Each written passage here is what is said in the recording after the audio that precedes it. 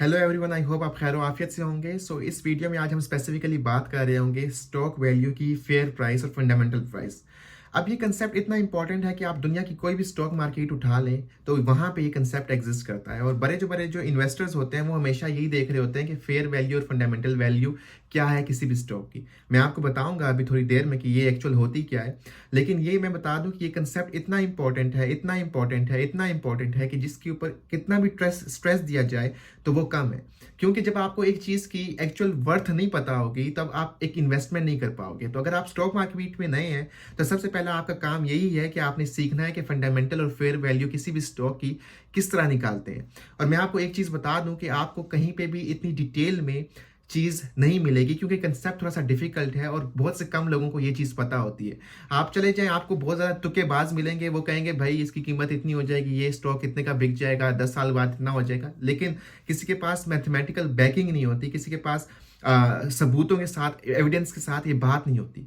तो ये जो वीडियोस हैं आज मैं आपको आज से बना रहा हूँ, तकरीबन ये 5 से 6 वीडियोस होंगी और ये वीडियो स्पेसिफिकली फोकस कर रही होंगी कि आपने फंडामेंटल वैल्यू किस तरह निकालनी है और फिर उसकी बेसिस पर आपने किस तरह स्टॉक में इन्वेस्ट करना है। तो ये एक वीडियो सीरीज होगी जिसको आप अगर समझेंगे डिटेल से आपको आइडिया होगा और आप इतने हो जाएंगे कि आप एक अच्छा स्टॉक निकाल भी पाएंगे, चूज भी कर पाएंगे। आपके पास 10 स्टॉक हो, आपको पता लग जाएगा कि ये स्टॉक इसमें बेस्ट स्टॉक है, ये वैल्यू इसकी सही है, ये वैल्यू इसकी सही नहीं है और मुझे इसको खरीदना चाहिए या नहीं खरीदना चाहिए।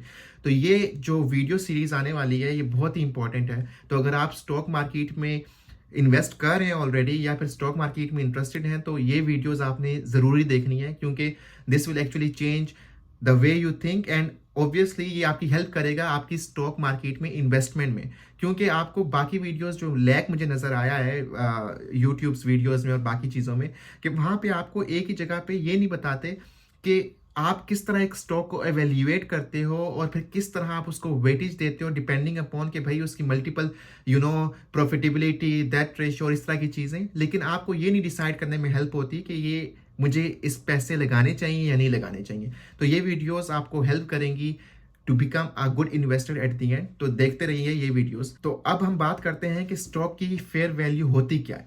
तो अगर मैं आपको एक मिसाल के तौर पे स्टार्ट करूँ और वो मिसाल ये देता हूँ कि लेट्स से आप किसी बाजार में जाते हैं और आपको टमाटर खरीदने हैं, ठीक है, और टमाटरों की जो कीमत है वो आपको दुकानदार बता रहा है कि भाई 1000 रुपये किलो है, ठीक है।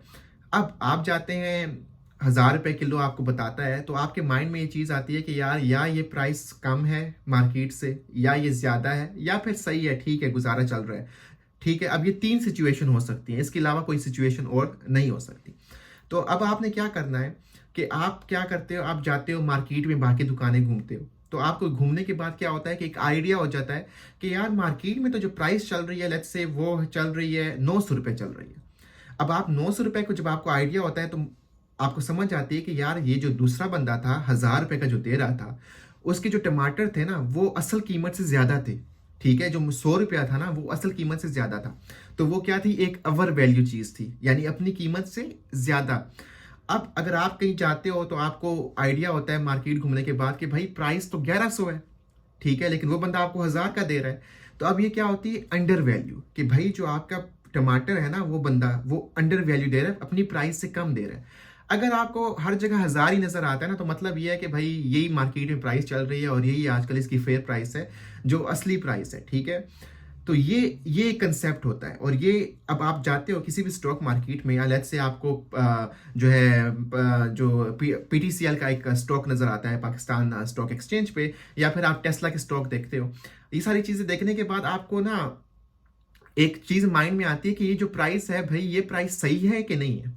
अब टमाटरों की तरह बिल्कुल यही कंसेप्ट इसका भी है कि भाई ये जो स्टॉक है या तो अपनी कीमत से ज़्यादा हो सकता है, या अपनी कीमत से कम हो सकता है, या फिर अपनी कीमत का ही हो सकता है। अब आपने ये चीज़ अंडरस्टैंड करनी है। अगर अपनी कीमत से कम होगा तो फिर आप इन्वेस्ट करें, अपनी कीमत पे होगा तो फिर भी आप इन्वेस्ट कर सकते हैं। कीमत से ज़्यादा होगा तो आप इन्वेस्ट कर सकते हैं, लेकिन उसमें नुकसान के भी चांसेस ज़्यादा हैं और उसमें आपके ये है कि प्रॉफिटेबिलिटी भी कम है। तो यही सारी गेम है स्टॉक मार्केट की, और यही जो फंडामेंटल और फेयर वैल्यू है कि किस तरह फाइंड करनी है, यही सारा एक बुनियाद रखती है इन सारे स्टॉक मार्केट एक्सचेंजेस की। सो ये जो कंसेप्ट होंगे ये सिर्फ आपको पाकिस्तान स्टॉक एक्सचेंज का नहीं बता रहे होंगे, बल्कि आपका ये कंसेप्ट आप यूरोपियन स्टॉक एक्सचेंज पे चले जाएं, आप चाइनीज स्टॉक एक्सचेंज पे चले जाएं, आप ठीक है अमेरिकन स्टॉक एक्सचेंज पे चले जाएं, ये कंसेप्ट हर जगह ही अप्लाई हो रहे होंगे। और ये कंसेप्ट आपको हेल्प करेंगे कि आप दुनिया की किसी भी स्टॉक एक्सचेंज में किसी भी स्टॉक की एक फंडामेंटल और फेयर वैल्यू निकाल सकें, और फिर आप देख सकें कि यार ठीक है ये स्टॉक सही कीमत पे है तो मुझे इस पे पैसे लगा देने चाहिए।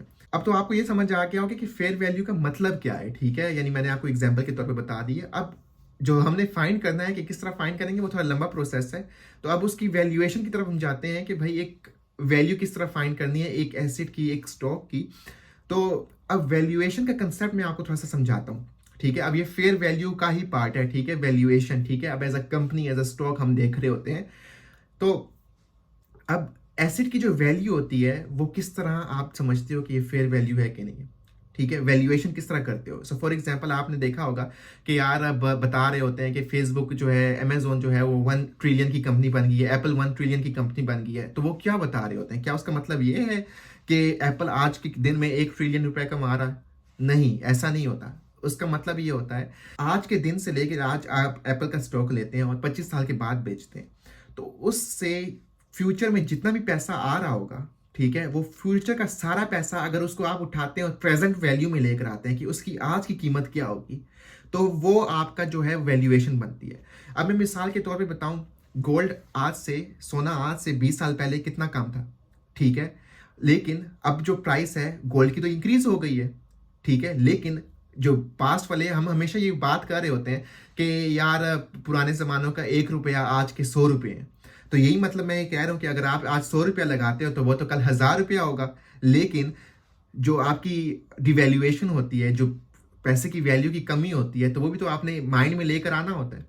तो वो जो सारी चीज़ों को आप उठाते हो, लेट्स से मैं कल का फ्यूचर का 1000 रुपया उठाता हूँ और उसको मैं प्रेजेंट के लेकर आता हूँ, मैं देखता हूँ कि यार ये जो कल का मुझे 1000 रुपया मिलना है, जो मैं 100 आज का लगा रहा हूँ, क्या ये 1000 रुपया इस 100 रुपये से ज़्यादा है कि नहीं है आज के टाइम पे। और मैं देख रहा होता हूँ कि हाँ अगर ज़्यादा है तो चलो गुड है, अगर कम है तो भाई उसकी वैल्यूएशन है, मुझे वारा नहीं पड़ता कि मैं कल के 1000 रुपया जो कि आज के पैसों से कम है उसके ऊपर लगाऊं। तो वैल्यू किस तरह निकालते हैं, मिसाल के तौर पे आप फ्यूचर का सारा जो आपका जनरेट हो रहा होता है कैश फ्लो, सारे जो पैसे आ रहे होते हैं किसी के स्टॉक से, उसको आप प्रेजेंट वैल्यू में लेकर आते हो और देखते हो कि भाई ये हमारी जो है इसकी वैल्यू बन रही है, और आज से 20 साल अंदाज़ा जो भी आपने 20-25 साल का लगाना होता है। तो इसी बेसिस पे हम कह रहे होते हैं कि एप्पल की लेट्स से 1 ट्रिलियन मार्केट है, इस तरह हम जो है फेसबुक का लगा रहे होते हैं, मेटा का लगा रहे होते हैं, जो सारी कंपनीज की वैल्यूएशन लग रही होती है वो इसी बेसिस पे लग रही होती है। सो आई होप आपको ये कंसेप्ट भी क्लियर हो गया होगा। अब हम चलते हैं कि वैल्यूएशन का मैथमेटिकल फार्मूला क्या है। एक आपने लेट्स से फेसबुक है, आपने देखना है कि भाई फेसबुक की वैल्यूएशन क्या है, तो आप किस तरह फाइंड करोगे। आपने लेट्स से एक बिजनेस खरीदना है, आपने अपने गली का बिजनेस लेना है, तो आपको एक अच्छी कीमत किस तरह लगाओगे कि वो एक अच्छी कीमत आप उसको दे सको और आप उसका बिजनेस ले सको, और आपको वो बिजनेस जो है वो हमेशा मुनाफा ही बना के दे, नुकसान ना बना के दे। तो उसका क्या करना होता है, फार्मूला सिंपल है, वो ये है कि आप देखते हो कि आपका जो कंपनी है वो कितना प्रॉफिट कमा रही है, ठीक है। अब स्टॉक को थोड़ा साइड पे रखेंगे क्योंकि स्टॉक कंपनी का पार्ट है। अब जैसे कंपनी परफॉर्म करेगी वैसे ही स्टॉक का परफॉर्म करेगा, ठीक है। कि आपने देखना होता है कि कंपनी का जो आपके मोहल्ले की दुकान है उसके प्रॉफिट कितना चलता आ रहा है, ठीक है। आप पिछले 6 महीने का, पिछले 1 साल का आप उसका स्टेबल प्रॉफिट देख लो, आपको एक अंदाजा हो जाएगा कि भाई ये प्रॉफिट चल रहा है। लेट्स से मैं आपको बता देता हूँ कि उसका महीने का जो प्रॉफिट है वो 100 रुपया है, ठीक है। महीने का प्रॉफिट उसका लगातार 100 रुपया आ रहा है। तो आपने देख लेना है, ऊपर आपने 100 रुपया रखना है और नीचे आपने उसको डिवाइड कर देना है कि आप कितना अमाउंट एक्सपेक्ट कर रहे हो, रिटर्न कितना एक्सपेक्ट कर रहे हो सालाना, ठीक है। सालाना रिटर्न कितना एक्सपेक्ट कर रहे हो, आप प्रॉफिट जो है वो भी आप सालाना रख दो, ठीक है। लेट्स से मैं बता देता हूँ कि टोटल जो सालाना प्रॉफिट है वो 100 रुपया है, इजी कैलकुलेशन के लिए। नीचे में आपको सालाना आपका रिटर्न जो है आप देख रहे हो कि यार अंदाजे के तौर पे रिटर्न जो है वो, अब आपने ये देखना कि भाई आप चाहते हो कि 20% हो, 25% हो, आपको इसके ऊपर मुनाफा मिल रहा हो। आपने देखना है मार्केट में डायनामिक्स क्या है, ठीक है। मार्केट में लोग कितना कमा रहे हैं नॉर्मली, ठीक है। आपने देखनी है कि कंपनी की ग्रोथ कितनी है। सो फॉर एग्जांपल एप्पल की ग्रोथ देख लो, ठीक है, वो उसकी जो 10-15% सालाना होती है, तो आप वो एक नॉर्मल ले सकते हो। आप देख लो दुकानदार की प्रॉफिट कितना जनरेट हो रहा है ओवर द टाइम, कितनी ग्रोथ हो रही है, तो आप उसको माइंड में रखो। अब ऐसे नहीं रखना कि आपने 50% के ग्रोथ से लगा दिया तो भाई वो वैल्यूएशन इतनी हो जाए। तो आपने अंदाजे के तौर पे लेट्स से 10 से 12% आपने कर लिया, उसका एक अंदाज़ा लगा दिया। तो आपने क्या करना है कि आपने जो ईयरली प्रॉफिट है, ठीक है, उसको 100 को लेट्स से डिवाइड कर देना। मैं अंदाज़ा लगा देता हूँ कि 12%, ठीक है। तो 12% है तो आपने 0.12 से डिवाइड कर देना है, और आपके पास जो कीमत बन रही है तकरीबन वो 833 बन रही है, 0.33। तो ये मतलब है कि भाई आपके पास अगर आपने इसको ख़रीदना है तो भाई 833.33 रुपया आपको देना चाहिए इसको। इसकी एक फेयर वैल्यू है कंपनी की, इस एक दुकान की इसकी एक एक्चुअल वैल्यू है, मुनासिब वैल्यू है अगर आप इसको इस प्राइस पे ख़रीदते हैं, और आपको ये वैल्यूएशन देनी चाहिए। तो कोई भी वैल्यू इससे अगर ऊपर होगी, अगर आपका 1200, 1300, 1500 है, तो मतलब है कि आपके पैसे ये ज़्यादा लग रहे हैं। अगर इससे कम होगी तो मतलब ये है कि भाई वो अंडर वैल्यू है, आपको ज़्यादा प्रॉफिट होगा और आप इसको ख़रीद लें।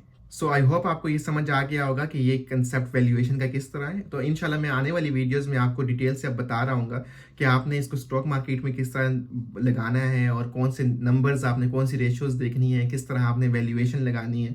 तो इंशाल्लाह इसको हम स्टॉक मार्केट में देख रहे होंगे आने वाली वीडियोज़ में। तो ज़रूर इन टच रहें इन वीडियोज़ के साथ। I am sure it will help you a lot. और सब्सक्राइब करें चैनल्स को, क्योंकि अगर चैनल को सब्सक्राइब नहीं करते so I won't know whether you are following the videos और नॉट।